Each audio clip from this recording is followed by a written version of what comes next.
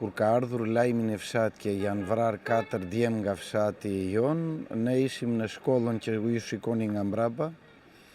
Kam qenë viti 3 gjimnaze dhe biles kam qenë në të njëjtën klasë ma i dhonë Raftin që ishte i 4-ti dhe me i vogli që u vra në kufi.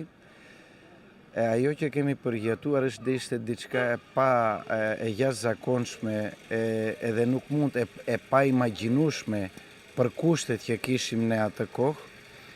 Dëgjoheshin parulla kundër diktaturës komuniste edhe mund të them që është një ditë e shënuar jo vetëm për fshatin ton edhe për zonën, po për gjithë vendin mund të them se nga një anë mund të thuash që ka qenë kriengritja ose demonstrata e parë kundër diktaturës komunisti, sigurisht që më përpara kishte filluar kriengritja e studentëve në Tiranë, po ka një ndryshim. Studentët kërkonin të bënin dialog me pushtetin e asaj kohe, ndërsa liqotet edhe qytetarët që i janë bashkuar kësaj revolte nuk kërkonin të dialogoheshin me pushtetin, po me parulla